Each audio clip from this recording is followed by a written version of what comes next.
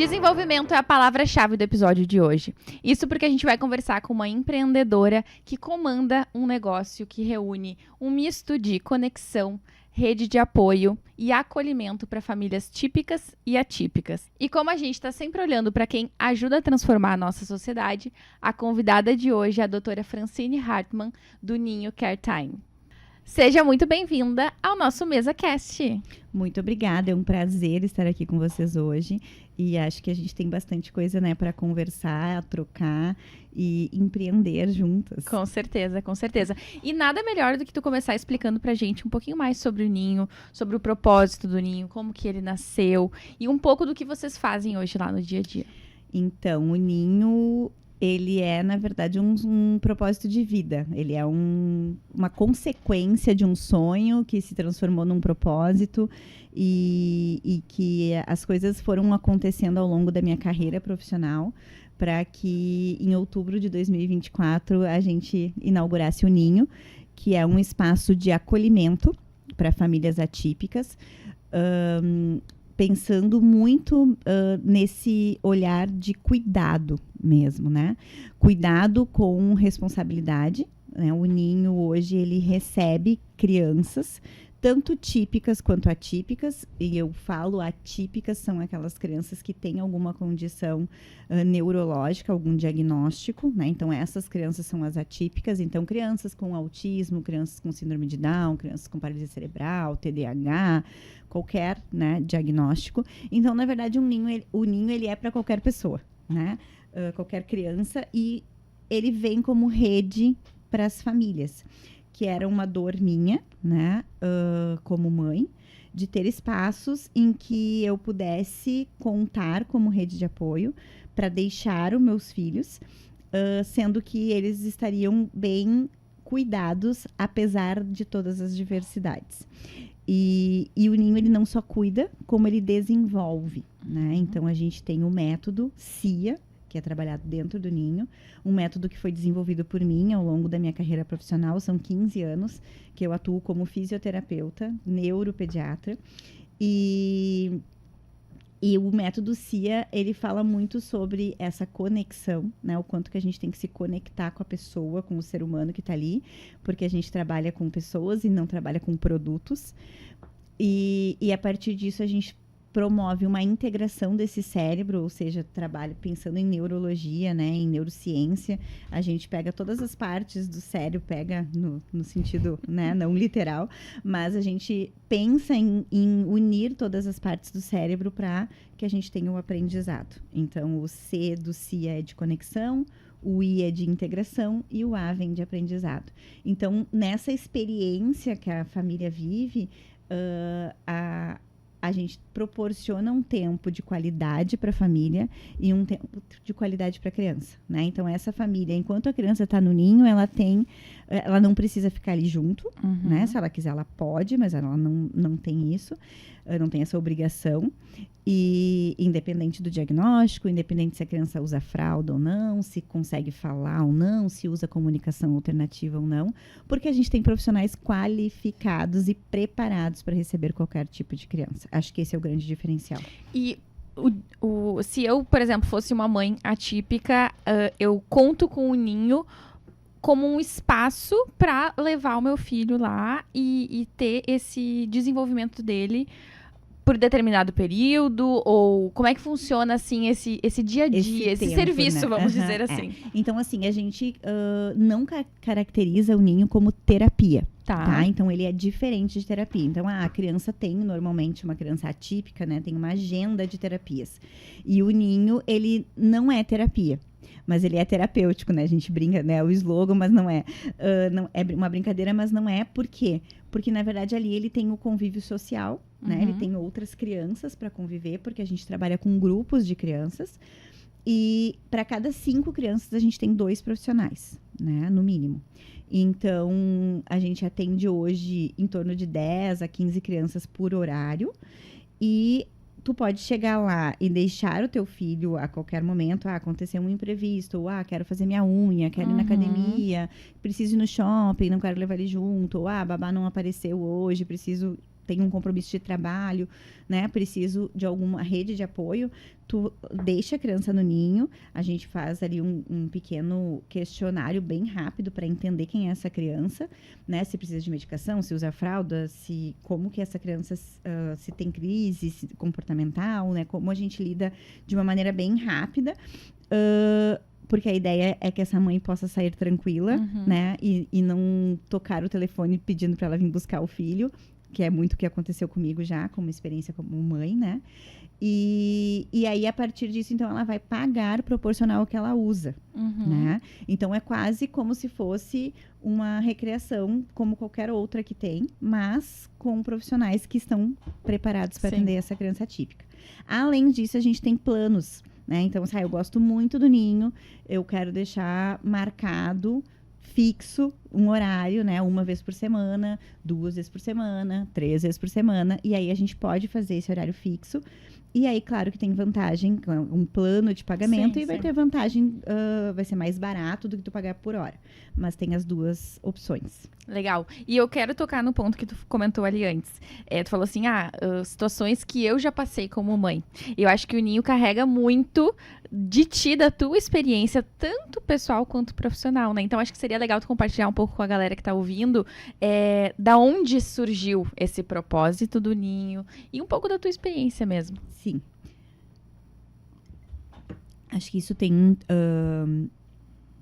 total conexão, né? Eu falo muito em conexão e é por isso que eu digo assim, que aos poucos eu fui entendendo que era um propósito, né? Sim. Porque eu me formei em fisioterapia e sempre trabalhei dentro da neuropediatria. Então, trabalhei dentro de UTI neonatal, UTI pediátrica, trabalhei muito com crianças prematuras, trabalhei muito com diagnóstico, né, com auxílio ali de médicos e outros profissionais a fechar diagnóstico. Trabalhei muito e trabalho ainda com intervenção precoce, que é olhar para essa criança e identificar sinais precoces para a gente já intervir, independente de ter um diagnóstico ou não. Então, fiz mestrado em saúde da criança, doutorado em saúde da criança, sou professora de cursos de extensão pelo Brasil todo, coordenadora de pós-graduação, de desenvolvimento infantil, de intervenção precoce e atualmente de autismo também. E aí, então, eu, com 30 anos, resolvo ter meu primeiro filho, né? E o meu primeiro filho, como eu brinco, por ironia do destino ou não, né, carregando o meu propósito, ele nasce prematuro, de uma gestação sem intercorrência nenhuma, mas ele nasce antes do tempo, né, então prematuro. E a partir disso eu passo a viver a intervenção precoce 24 horas, né? Então, eu sempre fui uma profissional, eu falo que eu sempre fui uma profissional muito empática de tentar entender essa mãe, essa família, dessas crianças que eu atendia antes de ser mãe, mas não tem como, depois da maternidade, a gente não mudar o nosso olhar, né?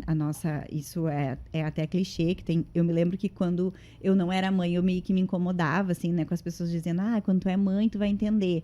Daí, claro que eu entendo já agora, não preciso ser mãe para entender. Trabalho com mães o dia inteiro, né? Mas não, realmente, quando a gente é mãe, a gente tem um outro entendimento, Sim. Né? E aí, além de ser mãe, eu me tornei uma mãe atípica, né? Então, eu identificava sinais no meu filho de atipicidade, além da prematuridade, né? Com ele muito pequeno. E as pessoas diziam que eu tava louca, né? Que é muito comum isso, quando uma mãe começa. E eu falo sempre, assim, quando uma mãe chega pra ti com uma dor, com uma inquietação, uma pulguinha atrás da orelha, valida isso. Porque alguma coisa tem. Essa mãe, ela percebe, mesmo não querendo perceber, porque dói perceber, né? Sim. Era um pouco talvez assim, o caminho natural seria achar que não é nada, né? Exato, fechar os olhos. Vamos escutar o que o pessoal tá me dizendo. Que tu trabalha com isso, tu tá tendenciosa, tu tá só enxergando, né, o que tu trabalha, não sei o quê. E aí, aquela pulguinha na orelha foi, e quando o Bento tinha, o nome dele é Bento, né, do meu primeiro filho, tinha 10 meses, ele já estava em terapia. Ele já ia pra fonoaudióloga, porque tinha várias coisas que me incomodavam, de alimentação, de comunicação, coisas de tônus muscular, né? Coisas que eu, como fisioterapeuta e que trabalhava muito nessa área, começava a perceber. Então, o Bento já entrou em terapia. E aí, ele foi fazendo terapia, e eu seguindo o meu trabalho de consultório como fisioterapeuta, né? ao longo disso. E aí eu engravido do meu segundo filho, um ano e pouco depois. E nesse momento ele não tinha diagnóstico Ainda, ele só fazia intervenção precoce, né? Porque ele era uma criança prematura. Então, toda criança que nasce prematura, a gente fala que é uma criança de risco para atraso no desenvolvimento, tá? Não necessariamente vai ter um diagnóstico, mas ela tem mais probabilidade de ter atraso, porque ela ficou menos tempo dentro da barriga, né? No forninho, vamos dizer assim, ela saiu antes do tempo. Quanto mais antes ela sai, mais dificuldades ela provavelmente vai ter. Mas é provavelmente, porque é saúde, né? Nada é 100%. É humano. E então, eu tinha esse olhar atento, engravidei do meu segundo filho, planejado, né? E era um menino também, o Inácio nasceu. E quando o Inácio nasceu, as pessoas começaram a entender o que eu falava. Porque assim, o Bento foi o primeiro neto, né? Tanto da minha família como da família do meu marido. O meu marido é da área da saúde, mas ele não trabalha com crianças. Então, ele nunca foi contra as coisas que eu observava, mas ele não conseguia observar tão fortemente assim quanto eu. E quando o Inácio não nasceu prematuro, nasceu gordo, nasceu grande, nasceu mamando, sem dificuldade. O meu marido me olhou e disse assim, agora eu sei do que você estava falando. Né? E aí, junto com o nascimento do Inácio, que foi 2020, vem a pandemia. E aí eu já vinha aumentando o meu leque de profissionais no consultório, pensando nas demandas do meu filho, né? Então, eu não era mais só fisioterapeuta, eu já estava me transformando num CNPJ e numa clínica. E eu acho que o grande diferencial nisso é eu entender que quando eu tive o diagnóstico, ou antes de ter o diagnóstico, quando eu tive a dúvida e que eu fui buscar profissionais, eu já tinha o caminho, que é o que a maioria das famílias não tem. Né? Então, assim, a gente começa a buscar e não sabe para onde. Eu nunca ouvi falar sobre, eu não esperava ter um filho prematuro, eu não esperava ter um filho com alguma dificuldade. E por onde eu começo? Qual é o neurologista? Qual é o fonoaudiólogo? Quanto custa, né? Então, essas famílias começam desesperadamente a procurar, e muitos deles chegavam até mim, no meu consultório, né? Com essa dificuldade de entender todo esse processo e precisando desse acolhimento, desse olho no olho, dessa conexão que eu tanto falo. E quando eu tive isso, eu sofri um monte, né? Eu tive uma fase de muita raiva, né? Eu entrei num processo de depressão, porque, na verdade, e a minha depressão era raiva, e era a raiva de mim mesma. Raiva daquilo que eu não conseguia dar conta. Como que eu não ia conseguir dar conta? Né? E aos poucos, então, eu fui entendendo, com muita terapia, né, que eu não ia dar conta, porque o diagnóstico, ele existe e ele não muda, né? Então, aí eu comecei assim, poxa, né, eu que estudei tanto, sei tanto, sabia dos caminhos, sofri tanto. Imagina para quem de luto. Pra quem é uma folha em branco, né? Tive assim, fase de negação, tive muita raiva, tive que fazer terapia.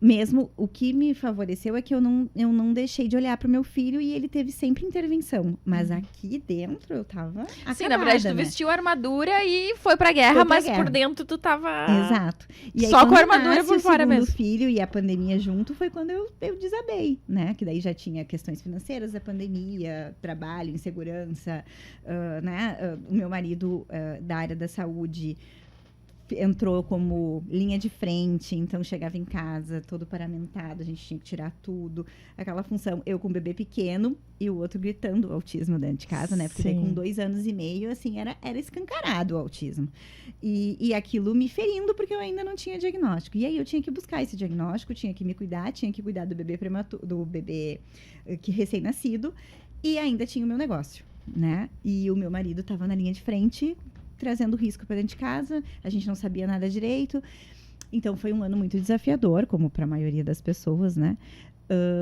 E aí, quando começa a abrir um pouco as coisas, então o Bento já estava perto dos 3 anos, a gente fecha o diagnóstico, e é muito engraçado, a gente fecha, porque foi quando eu tive coragem de levar ele na neurologia, né? E quando eu fui na neurologista, que eu trabalhei junto a vida toda, e disse assim, tá, agora eu tô preparada para escutar o diagnóstico.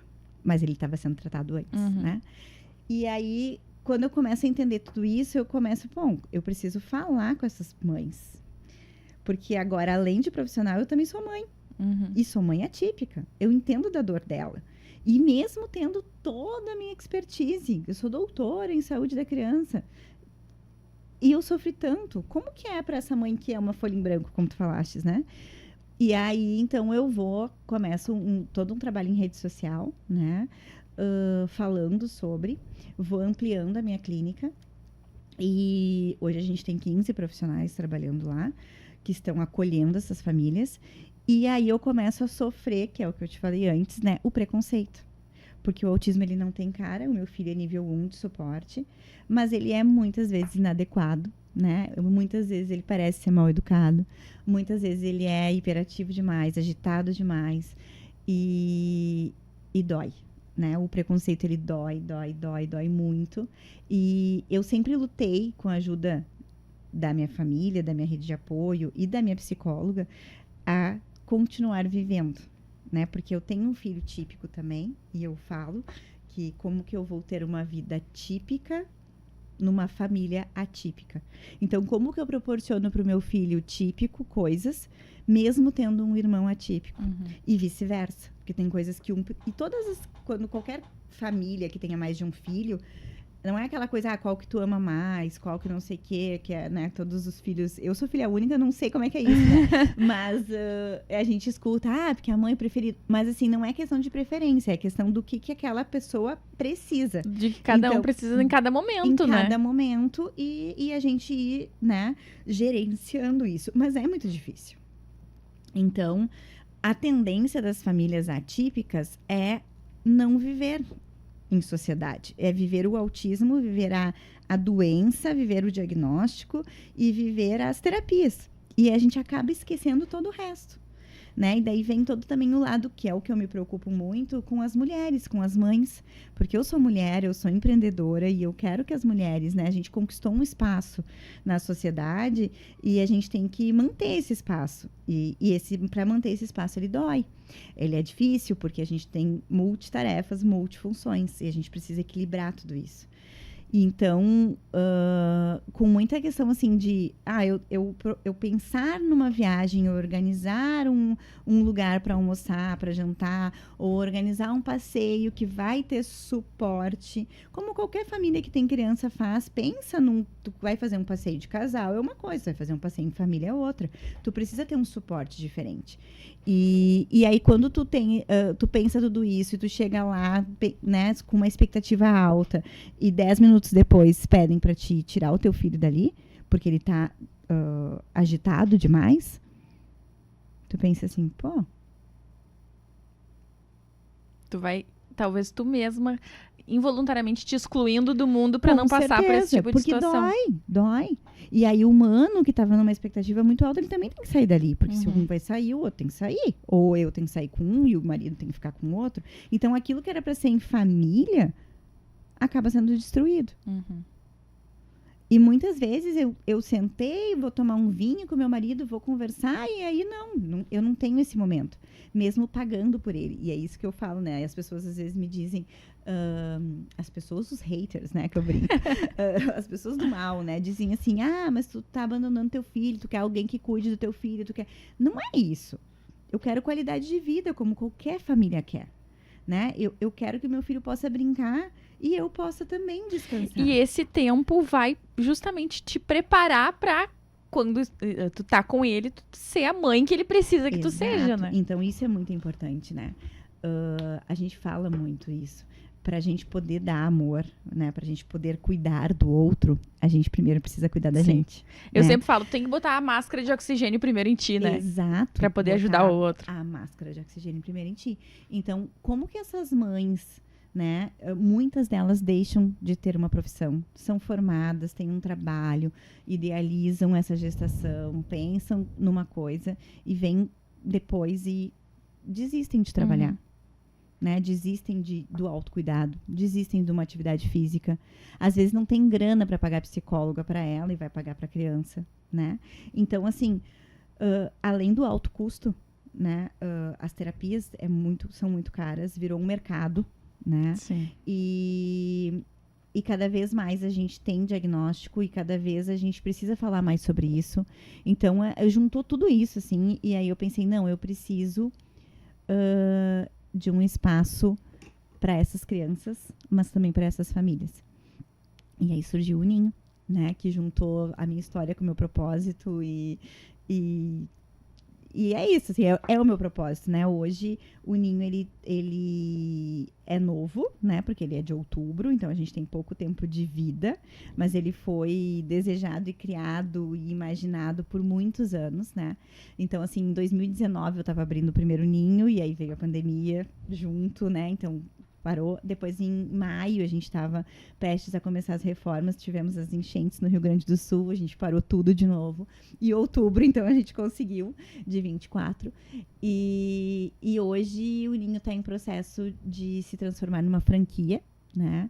Porque o meu objetivo é que a gente tenha ninhos espalhados por todo o Brasil, para que essas famílias sejam acolhidas em todo o Brasil. E também para que a gente possa programar férias. Porque muitas vezes essas famílias atípicas, elas não tiram férias. Não tiram férias porque vai tirar toda a previsibilidade, vai tirar toda a rotina da criança e vai virar caos. Então, para eu não aumentar o caos que eu já vivo, eu prefiro ficar em casa. E então eu penso que eu programo umas férias numa cidade que tenha ninho, eu vou ter o ninho para acolher. E aí essa criança vai ter esse espaço, vai ter essa previsibilidade, vai ter esse momento de se divertir, mesmo estando em outro lugar. E a família vai ter um momento de descanso. Então, o objetivo do Ninho é justamente unir essas duas coisas. A gente vê muito hoje hotéis, espaços,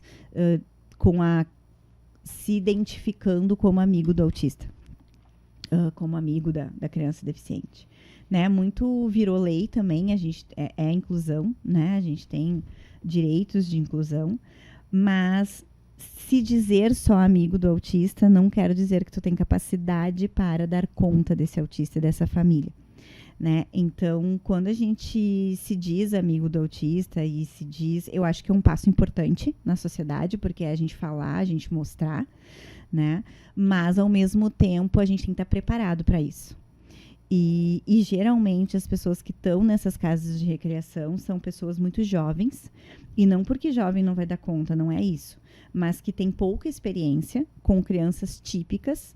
E a tipicidade é um mundo totalmente à parte, diferente, que às vezes nem os próprios pais sabem como lidar, né? Às vezes, eu brinco que o autismo, ele sempre te dá uma demanda nova, todo dia. Isso falando de autismo, né? A gente tem outras deficiências e particularidades, mas ele te dá sempre uma demanda. Então, a gente tem que estar sempre pensando na rigidez, a gente tem que estar sempre pensando no que é adequado, o que é inadequado, a gente tem que estar sempre pensando na medicação, a gente tem que estar sempre pensando na terapia, a gente tem que estar sempre... vai para a escola, é uma demanda, inclusão é uma demanda na escola. A gente está sempre numa luta. A gente está sempre buscando, sempre tentando entender o que fazer, como fazer, por onde começar. A gente não tem um minuto de sossego e de paz, né? Uma criança atípica dá trabalho, dá um monte de trabalho. O meu menor, que agora é o do meio, né?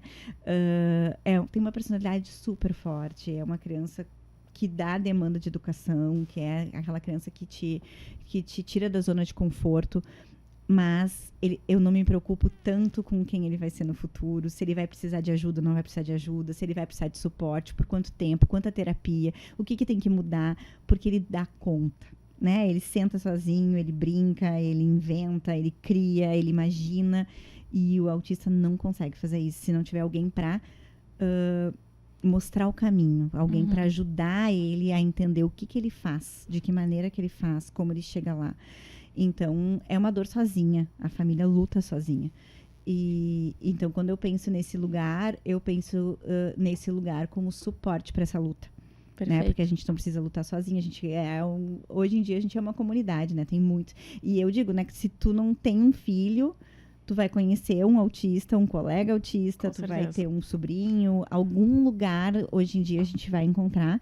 E a gente tem muitos adultos também, né, se diagnosticando autistas, principalmente quando faz o diagnóstico do filho, e aí, não, peraí, eu também tenho alguma coisa, eu também lutei muitas coisas na adolescência.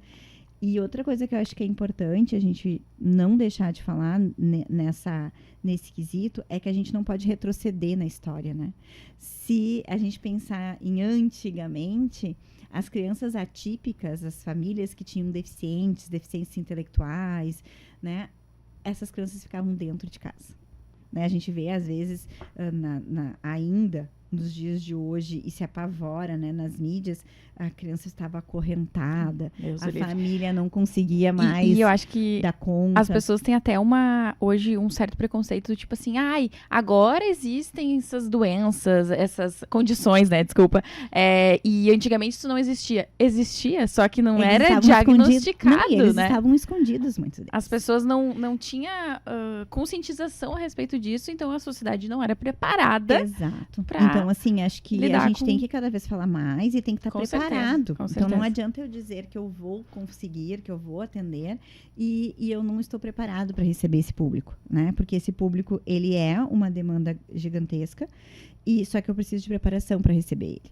Então, quando a gente vai daí para a parte empreendedora, é um pouco dessa visão, né? Que eu acho que é uma coisa que eu sempre tive, assim.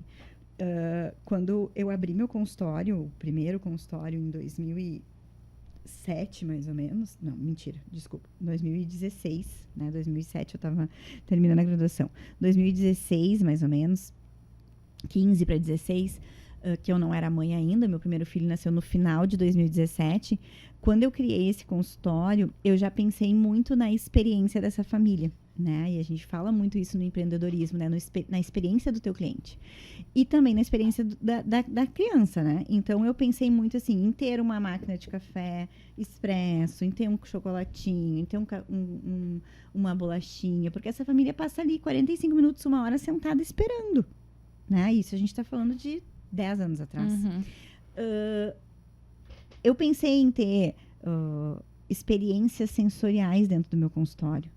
Né? Então, ter uma piscina de bolinhas, em ter uma parte de tapete de grama, outra parte de tatame. Eu tinha caixa de areia dentro do meu consultório. Eu tinha várias coisas que, na época, não era moda, como eu brinco, né? Não era uma coisa que estava nas redes sociais, que não existia as redes sociais como existe hoje. Estava começando tudo, né?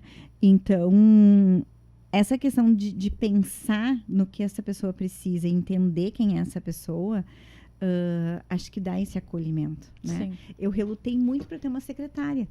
E não porque eu não tinha condições de ter uma secretária, mas porque eu achava tão legal a mãe anterior abrir a porta para a próxima família e dar aquele oi aconchegante, dar aquele abraço e dizer assim, a gente está aqui juntas, né?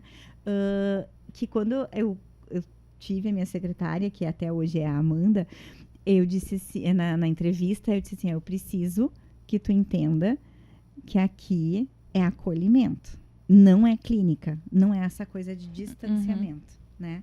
Então, eu relutei muito para ter uma secretária justamente porque eu não queria esse distanciamento. Eu queria sempre esse acolhimento.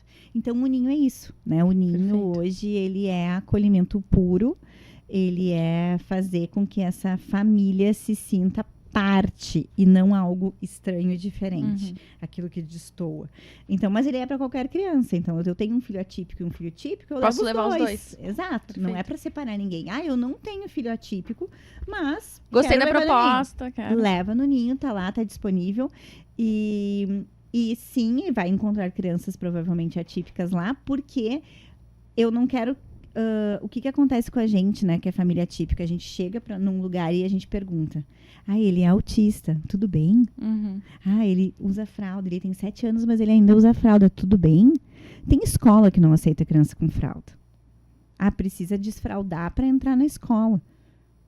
Como que a gente desfralda uma criança atípica? Já começa a exclusão aí. Então, se a criança não desfraldou até os 4 anos, ele não pode entrar no pré, na educação infantil. Que é lei. Estar na escola a partir dos 4 anos. Aí é mais um BO para tu resolver, né? Então, a gente passa resolvendo BO. Sim. Né? Então, assim, lá não vai ter esse questionamento. Né? Lá vai ser colo. Ô, Fran, e eu queria focar na Fran empresária. Porque, assim... Tu explorou muito aqui da tua profissão, do Ninho e tudo mais, mas, além disso, tu é mãe, tu é mulher, tu tem várias responsabilidades. Como é que hoje tu divide tudo isso na tua vida? Como é que tu te organiza? Como é que tu dá conta de tudo isso?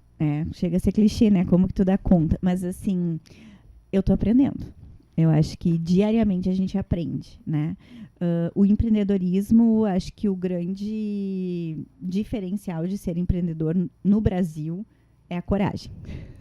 Sim. Né? Porque eu sei aí que tem muita gente que tem muita ideia, que tem muito sonho, que tem muita vontade, que tem muito conhecimento, mas falta a coragem. Então, empreender é um ato de coragem, né? E eu acho que vem muito da essência também, né? Eu sou uma pessoa muito inquieta. Eu tô sempre buscando por algo novo, por melhorar, e não melhorar só para mim, melhorar para todos, né? Então, eu fui aprender a ser empreendedor, né? Eu acho que eu sou formada em fisioterapia. Todas as meus títulos de graduação, de pós-graduação, mestrado, é tudo na área da saúde. Em nenhum momento eu aprendi a ser empreendedora, né? E quando tu vê que teu negócio o meu negócio, que era a clínica, tá dando certo, tá crescendo, tá tendo busca, e tu começa a te apavorar com a demanda, tu tem que procurar ajuda. Sim. Né? Então, senão tu trava o teu próprio crescimento por uma falta de conhecimento, também, muitas vezes. E muitas vezes assim, tu quer dar conta do mundo? Não, tu não vai dar conta do mundo. Então, acho que quando tu empreende, tu tem que colocar limites, né? Limites teus, né? E limites naquele empreendimento. Então, até aqui é comigo, até aqui não é comigo mais. Então, a gente começa a recrutar pessoas, né? Então, hoje eu tenho a parte da psicologia organizacional, que é o RH. Eu tenho a parte de dados, né? Que é a parte administrativa, então, que vai me fornecer gráficos, vai fazer planilhas, aquelas coisas todas que eu não sei fazer. Tu só vai olhar o número final, mas vai ter que administrar, eu né? Eu brinco com eles que às vezes eu tô apavorada, né? Meu Deus, tu tá assim, caótico. E aí a gente vai pra uma reunião onde eu vou ver nem tá tão ruim assim. Eu tô desesperada à toa, porque é isso, assim, né? O que é real e o que é expectativa. Então a gente precisa trazer. Então, a parte de franquia, né? Também tem uma empresa me dando todo esse suporte, porque tem a parte jurídica, tem a parte de processos, tem muita coisa por trás que eu nunca fiz na vida, né? Então, a gente tem que ter pessoas, a gente tem que ter pessoas engajadas nesse propósito, então a gente tem que achar essas pessoas, né? E graças a Deus eu sou muito abençoada, acho que essa é a palavra, porque eu encontro essas pessoas. Claro que a gente também leva muito, né, tapa na cara, a gente erra, mas o importante é manter o foco e a coragem, né? Não desistir.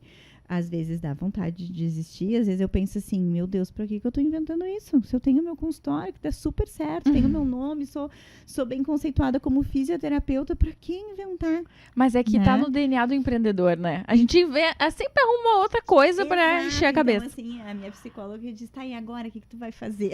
Qual é o teu novo projeto? Qual é o teu novo projeto? Daí, então, foi muito engraçado, porque o Ninho abriu em outubro e em novembro eu descobri que eu tava grávida, né? E aí, tá, e agora? Então, agora é uma gestação, né? Então, é muito amor, né? Eu acho que é muita entrega, é muito amor, é muito trabalho. Quanto mais tu cresce, mais trabalho tu tem. E gerenciar tudo isso é um aprendizado, né? Cada dia é um dia. Então, às vezes, eu sou filha única, né? Então, a minha mãe e meu pai querem muito estar comigo, estar com os meus filhos. E às vezes a minha mãe vai me perguntar, semana que vem, no fim de semana que vem. Eu disse, mãe, eu não sei nem o que vai acontecer amanhã. Então, assim, calma. Tem algumas coisas que a gente planeja, mas tem algumas coisas que tu vai te adaptando, né? Vai te adaptando, né? E, na verdade, assim, a gente não vai dar conta de tudo. Tu pode te envolver em muitos projetos, em muitas coisas diferentes, mas quanto mais coisas tu segura, com menos profundidade tu vai em cada uma delas. Exato. E aí eu acho que é muito de entender aonde tu vai dedicar mais o teu tempo, né? E eu acho que o que eu venho aprendendo muito é o quanto que o tempo é precioso, né? O tempo, ele é o nosso ticket mais alto, né? Então, hoje, eu ainda tendo como fisioterapeuta, tenho bastante dificuldade de sair desse papel, mas estou cada vez mais na parte administrativa e de empreendimento, né? Mas, então, saber aproveitar esse tempo, né? Porque hoje a gente tem muitas distrações. Então, às vezes, em 1 hora, tu fica rolando lá o celular sem fazer nada, né? E é uma coisa que a gente tem que se policiar. Porque é típico, né? É normal para todo mundo fazer isso hoje em dia. Então, assim, essa 1 hora eu perdi tempo, né? Que o meu tempo, ele é muito precioso. O tempo de todo mundo, ele é muito precioso, né? Então, a gente não sabe o que vai acontecer daqui a 2 horas com a gente. A gente tem um planejamento, mas tudo pode acontecer. E muitas vezes aquela 1 hora que tu passou ali, acabou a 1 hora, tu nem sabe as coisas que tu viu. Nem sabe as coisas que tu viu, que tu fez. Então, assim, eu tento equilibrar isso da melhor maneira. Eu tenho um marido fantástico e eu acho que isso também é uma parte de ser abençoada, porque a gente sabe que tem muitas mães que são mães solo, né? E não por ser divorciada ou, né, alguma coisa nesse sentido. Às vezes são até casadas e são solo, né?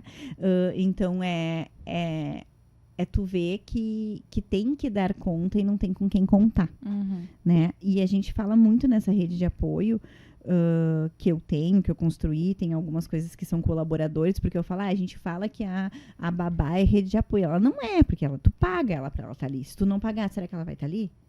Não são todas. Sim. Algumas até podem ir no amor, né? Mas não são todas. Então, assim, quem é a tua rede de apoio que tu não precisa pagar para ter? Porque tem muita família que não tem condições de pagar. Sim. Né? Então, assim, e quando eu pago, quem é essa pessoa? Essa pessoa vai dar conta? Né? Então, acho que a gente tem que criar essas pessoas, criar essa rede, né? E ir conquistando essa rede.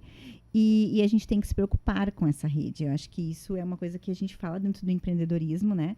Eu estou dentro de uma mentoria agora para mulheres que se chama Empuxe, e que é justamente para entender um pouco mais esse lado empreendedor e esse equilíbrio de tudo. E a gente fala muito né, nessa mentoria desse cuidado com o colaborador também, né? Então, lá no Ninho, a gente fala muito em cuidar de quem cuida. E cuidar de quem cuida não é só cuidar da família, é cuidar dos colaboradores. Porque essa secretária, essa babá, essa vó, essa, né, tidinda, ela também sofre. Ela também luta. Ela também tem dificuldades. Qual é o sonho dessas pessoas? Né? O que motiva? Então, não adianta eu ter uma rede de trabalhando comigo e eu não saber o que motiva essas pessoas que trabalham comigo. Qual é o propósito delas? Por que elas estão trabalhando? O que elas querem conquistar? E aí, a partir disso, eu consigo ir fomentando essas pessoas para viver comigo o meu propósito. Porque o propósito é meu, o empreendimento é meu, mas se eu cresço, elas também crescem. Com certeza. Né? Com certeza. Então, a gente tem que também fazer essas pessoas entenderem que esse distanciamento ele não existe. Não é quanto mais eu cresço, mais parado tu fica, né? A gente quer que cresça junto. Então, a gente tem que encontrar essas pessoas que estão ali para trabalhar. E não só para receber o salário no final do mês. Porque essas pessoas, hoje em dia, a gente chama dentro do empreendedorismo, né? A gente chama da nossa laranja podre. Que é aquela pessoa que contamina o outro, é aquela pessoa que começa a levar tudo para baixo, que faz por fazer, que trabalha por trabalhar. E sempre vai ter isso dentro de uma empresa. Né? A gente sempre vai ter aquela pessoa que trabalha 100%, feliz, determinada, focada. Aquela pessoa que está ali em cima do muro, será que é isso? Será que não é isso? E aquela pessoa que tá odiando, que tá ali porque precisa pagar o boleto no final do mês e que tá procurando outra coisa. E aí, nós, empreendedores, a gente tem que... O papel do gestor é ver isso, né? Então, assim, ter essa gestão, ter esse olhar e fazer com que a gente vá ganhando cada vez mais essas pessoas, que é o mínimo, geralmente, né? Que são a minoria. Então, e ser mulher no meio disso tudo é um grande desafio, porque a gente ainda tem que se cuidar, tem que se arrumar, vão falar da tua aparência, vão falar de como tu te veste, vão falar que tu viajou e deixou os filhos em casa, né? Eu estava em São Paulo semana passada, a trabalho com um monte de mulheres e todas nós, a maioria tem filhos e essas crianças estavam em casa, na rotina deles, escola, com pai, com babá, Então, assim, a gente tem que se reajustar e tem que dar certo, né? Então, eu acho que a gente tem que cada vez mais tirar esse olhar de que mãe precisa ficar, né? Claro que mãe é totalmente diferente de pai, de avó, de tio, de avô. Mãe é mãe, como a gente diz, né? Mas essa mãe, ela tem que ter espaço para ser mulher. E ser mulher é um leque, né, de coisas que a gente consegue fazer. A gente teve uma palestra agora no final de semana com um vendedor bem conhecido e ele recém se tornou pai. E ele disse, faz 7 meses que o filho dele nasceu, e ele disse, nossa, faz só 7 meses que eu sou pai. E eu penso que se fosse nós, homens, que tivéssemos que gestar, ganhar e cuidar desses primeiros meses, a humanidade já estaria em extinção. Porque a gente não ia dar conta. Né? A gente não ia dar conta. Porque é muita coisa. Então, agora que eu tô indo pro 6º mês de gestação, né? É a primeira gestação que a minha secretária, meu braço direito, tá comigo. Ela me disse, como é que a gente vai fazer na tua licença maternidade? Eu disse, oi? Licença maternidade? Não tem, né? Empreendedor não tem licença maternidade. A gente vai estar... Tu vai lidando com o resto, A gente vai indo do que tem. Então, assim, é diferente, é uma escolha, né? Sim, claro. É diferente, mas é uma demanda que... Mas, assim, o meu objetivo é encorajar, né? É encorajar esse autocuidado, encorajar esse se olhar, se cuidar. Qual é o meu sonho? Eu tenho uma criança atípica e não é por isso que eu tenho que desistir dos meus sonhos. Né? Então, eu tenho que trabalhar. Eu ainda tenho a minha vida, né? Não só a vida do meu filho. Exato. E querendo ou não, o Ninho vem como um parceiro que proporciona isso para essas famílias. Exatamente. Né? Fran, e tu comentou que vocês estão com planos aí de expansão pelo Brasil, franquias e tudo mais. Essa ideia veio a partir dessa necessidade das famílias terem esse apoio em qualquer lugar. Mas quais são os teus planos de maneira geral, assim, para além das franquias, para o Ninho? E como que a Vero se torna um parceiro estratégico hoje no negócio de vocês e também contribui nessa expansão? Então, é uma loucura, né? Se a gente for pensar, assim, racionalmente, é uma loucura. Mas é uma loucura boa. E é muito assim, eu pensando nesse suporte, né? Pensando assim, se para mim viajar até aqui dentro do Rio Grande do Sul, ir para a cidade de Gramado, que é uma cidade turística, às vezes é difícil, né? Então, eu ter um ninho lá talvez facilitaria. E aí, eu começo a pensar nisso. Na inauguração do ninho, no meu discurso, eu falo que o meu sonho, então, que eu estava concretizando um sonho, que era a abertura do ninho, mas que ele não parava por ali, né? Então, que eu queria ter ninhos em todas as cidades do Brasil. Tu já iniciou com essa ideia? Isso. Não sabendo muito bem como é que ia ser, nem como começar. É muito interessante, porque eu já imagino lá e depois eu vou ver o caminho para chegar lá, né? Isso aí, é assim mesmo que a gente desenha, né? Mais ou menos assim. Nem todo mundo é assim, né? Porque, mas o interessante disso é que eu, vamos dizer, jogo isso pro universo, né? Eu profetizo isso e abro o ninho. E nas minhas metas, lá no papel, está a abertura de uma filial, primeiro, né, para validar processos, e 2027 começar o franqueamento. E em dezembro, talvez, não me lembro agora exato se foi dezembro. Ou seja, 2 meses depois. Eu tinha pessoas me chamando, que eu nunca vi na vida, que eu não conheço, que não é influência, assim, de contato, querendo saber como ter um ninho na sua cidade. E daí é meio que assim, a água bateu na bunda, né? Viu, o cenário se formou, mesmo que teu plano era aí, futuro assim, só. Nossa, essas pessoas querem franquear o ninho, mas eu não tenho nada estruturado de franquia, né? Então, aí foi... Aí tu correu atrás pra começar a te organizar. A água que bateu na bunda, como eu brinco, né? Que assim, não, é oportunidade, a gente não vai perder oportunidades. Eu fui bem clara com essas pessoas, né? Esses interessados, e disse, olha, não tá nada estruturado ainda. A gente tem a intenção, a gente tem tudo. O ninho, ele tem 2 meses, né?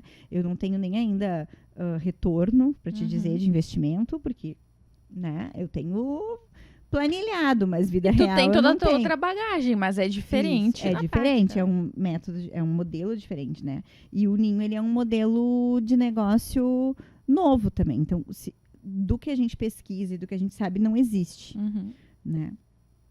E desde o início, a Vero esteve comigo, né? O Banrisul, junto com a Vero. Então, hoje, se tu for no Ninho, se tu for deixar tua criança lá, a maquininha da Vero vai estar lá. O né? que é uma baita facilidade É para uma essas mães também. Né? Exato, né? Então, a gente Mães, tem ali, famílias, tu pode enfim. pagar no crédito, né? Tu não precisa fazer Pix, nem pagar à vista, no caso, né? Então, assim, a maquininha ali tá ali nos proporcionando. O Banrisul tá ali como um grande apoiador, né? Uhum. Então, a gerente, a minha gerente, como eu falo, né? É uma querida que tá sempre ali disponível, porque quando a gente vai investir no Brasil, a gente tem que ter essa rede de apoio também, né?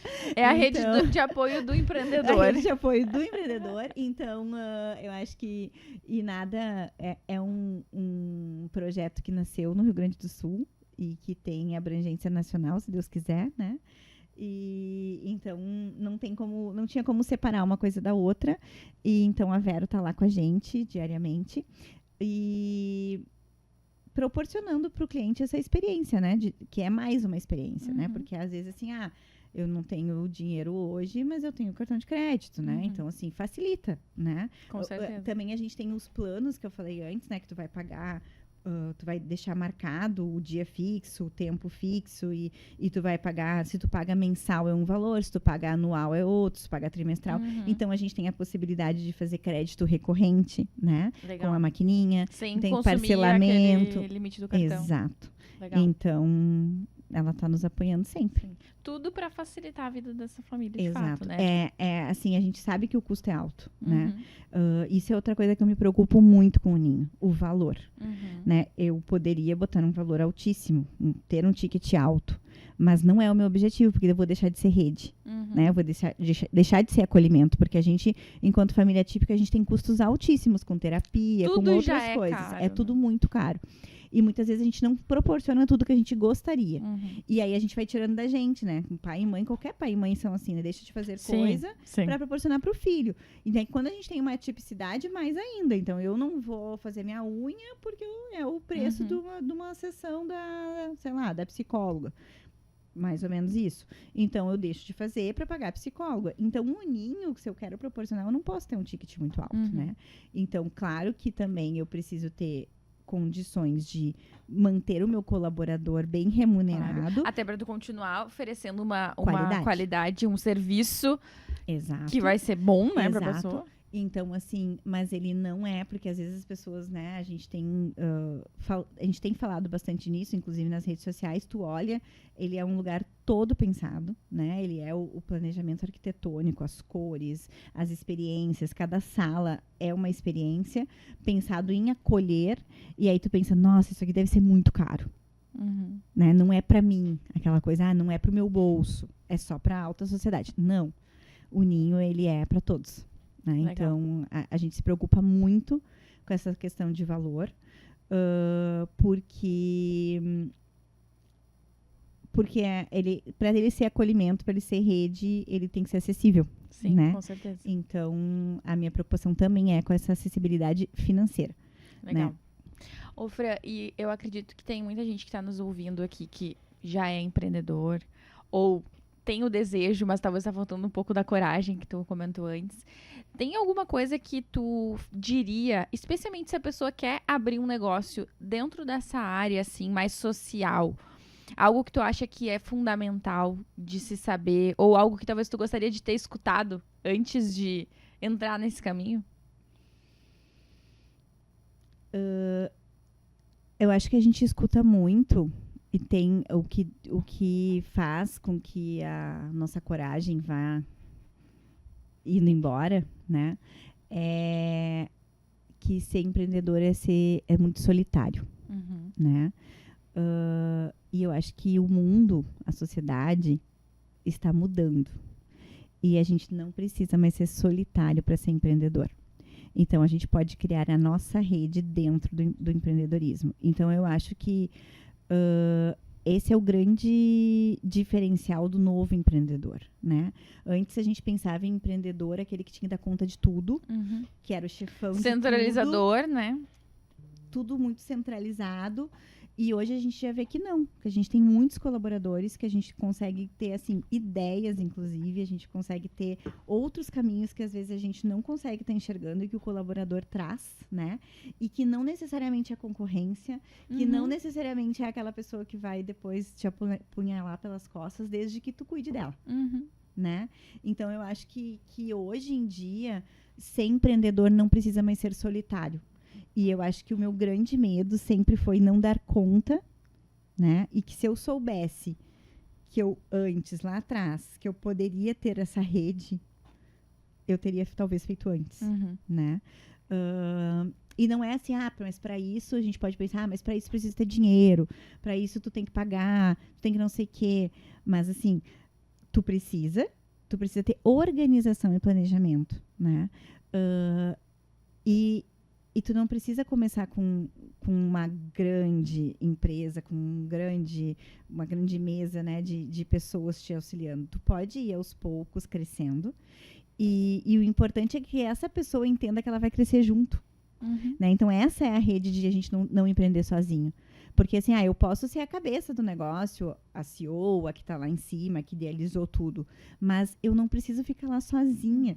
Né? Então, assim, quanto mais eu subir, as pessoas vão subindo junto. E mesmo estando lá, tu não é obrigada a saber de tudo, né? Tem Exato. Coisas que, justamente, aqui eu não me envolvo, deixo pra quem sabe, e assim tu vai coordenando o teu negócio. Né? O que a gente tem que fazer é uma coisa que eu tô aprendendo, é o fit cultural. Sim. Né? Que pra quem não é empreendedor, isso é uma coisa diferente, mas é não deixar de perder essa essência, essa cultura do que tu quer para tua empresa, né? Então, assim, ter bem definido o que são os princípios, qual é a cultura que tu quer passar, tanto para o colaborador quanto para o cliente. E a partir disso, aí tu só tem a crescer. Tipo o que tu comentou antes, que quando tu foi contratar a primeira secretária, tu falou, aqui para nós, o essencial é o acolhimento, né? Exato. Talvez onde ela vinha de uma experiência, a gente não sei, né? Mas que tinha esse certo distanciamento, talvez o que as pessoas chamam de profissionalismo, uma coisa mais séria, né? E dependendo do teu negócio e do valor da tua empresa, tu vai ter um valor, um propósito diferente. Né? E tu vê assim, a minha secretária tá comigo há 2 anos e meio, quase 3, não é muito tempo. E naquela época era eu que fazia entrevista. Hoje não sou mais eu que faço entrevista. Né? Hoje a gente tem uma psicóloga, que tem um RH, que faz análise da personalidade e que encaixa ela para aquela vaga ou não, de acordo com o que a gente está precisando. Então, isso é muito legal. Né? A gente entender o que a gente precisa e buscar a pessoa certa para aquilo que a gente precisa. Agora, se a gente não sabe nem o que a gente precisa... Sim, aí fica difícil. Aí tu atira pra todo que é lado, né? Atira pra todo que é lado. E aí tu vai ter cada vez mais essas pessoas que não querem estar do teu lado. E que aí tu vai te fazer se sentir uma empreendedora solitária. Sim. Né? Então, a gente, claro, eu muitas vezes me questiono, pergunto, tipo, eu tô aqui e tá tudo acontecendo lá. Não é ruim eu não tá lá, sabe? A gente fica com essa coisa, assim, de ter que estar o tempo todo no negócio. A gente tem que estar. Mas também a gente tem que saber que a gente pode sair e que aquilo ali vai continuar funcionando. Né? A gente fala muito dentro do empreendedorismo feminino, é uma vertente assim, que eu tenho visto muito forte no que eu tenho estudado e buscado. E acho que, na verdade, é no geral, mas eu vou para a parte mais da mulher, né? É a gente pensar nessa base, né? Nessa fundação do nosso negócio. Porque, às vezes, a gente acha que só o grande precisa ter processos bem estipulados. Só o grande precisa ter plano de carreira para os funcionários. Só o grande não sei o quê. E não. Na verdade, né? A gente que é muito pequeno, é melhor.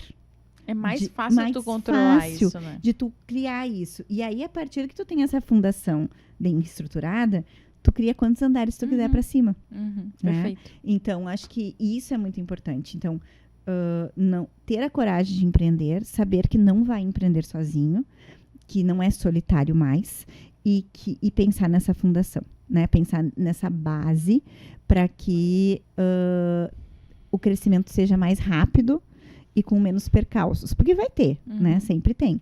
Mas que a gente minimize isso. Perfeito. E quem quiser conhecer mais sobre o Ninho, encontrar vocês, conhecer, enfim, onde eu encontro? Rede social, né? Na verdade, o Ninho, ele tá na cidade de Canoas, hoje, no Rio Grande do Sul, né? Pode ir lá conhecer o Ninho, se colocar no Google Maps, vai aparecer lá o nosso endereço, que é na Avenida Santos Ferreira 104. E também no Instagram e site, né? Então, é Ninho Care Time. Então, @Ninho Care Time. Care Time é um termo em inglês, mas que significa tempo de cuidar, né? Então, a gente entende desde sempre, antes do ninho, né? Que todo tempo que a gente tem na vida é tempo de cuidar, né? Cuidar do outro, cuidar de si, estar bem para poder cuidar do outro. E isso vai tanto do nosso colaborador até o nosso cliente final. Então, esse é o nosso grande propósito, né? Perfeito. E tu comentou antes, quando a gente estava conversando no Off Cameras, sobre a tua produção de conteúdo, assim, um pouco do teu posicionamento online. Ele acontece dentro do Instagram do Ninho ou tu tem o teu Instagram e tu também... Não, eu tenho o meu. Eu sou uma péssima vendedora, né? Eu tô aqui te dando as ferramentas. Eu tenho, então, desde 2017, quando nasce meu primeiro filho, eu começo a ter um posicionamento na internet pensando, né, nessa questão de saber e não saber sobre o assunto e como lidar com isso. Então, eu tenho essa rede, né, dentro do Instagram, que é @doutora_Fran Hartmann, que é meu sobrenome. E ali eu trago tanto coisas da minha vida, quanto coisas profissionais, coisas do Ninho. Um pouco né? mais pessoal, assim. Isso, algumas collabs e tal. O Ninho é mais do Ninho mesmo, né? E claro que assuntos que são pertinentes às crianças que vão estar lá. Mas o meu Insta pessoal é mais... Tem mais esse lado humano, né? Perfeito, perfeito. E assim, pra gente finalizar, tem algum outro negócio, alguma outra iniciativa local, algo que tu gostaria de daqui a pouco indicar para as pessoas que estão ouvindo? Pode não ter nada a ver com o teu segmento, mas que tu acha que seria bacana passar essa indicação? Uau! Eu tive uma experiência muito legal em Gramado, no Hotel Cria Amigos. Tá. E falando em famílias, eu acho que vale a pena, né? Típicos ou atípicos. É uma experiência. E eu acho que eles se preocupam com a experiência o tempo todo. Eles se dizem amigo, né? Da criança autista. A gente foi muito bem acolhido lá. E é um lugar que eu acho que vale a pena, assim. Investir e proporcionar essa experiência para a família. Legal. Então, acho que é um lugar que eu gostaria de indicar, assim, pensando agora rapidamente. Além de claro, né, a gente tem aí, aqui em Porto Alegre, Canoas, muitos espaços que estão caminhando, né, que estão pensando nessa questão de experiência. Mas eu acho que a gente tem bastante a aprender ainda. Sim, legal. Queria agradecer pela tua participação, por ter topado conversar com a gente. Foi um prazer. E a gente fica o convite aí, né, para quem quiser conhecer o Ninho, conhecer mais da Fran nas redes sociais e também seguir a Vero nas redes sociais, né? E conhecer o Ninho não tem custo, né? Se Perfeito. quiserem ir lá presencialmente, fazer uma sessão de acolhimento, onde a gente explica o método, Legal. Explica os espaços, é totalmente gratuito. Então eu espero que vocês tenham gostado desse episódio. Não se esqueçam de seguir a Vero nas redes sociais, dá um like aqui, compartilha com alguém que pode gostar do que a gente conversou aqui hoje e a gente se vê no próximo.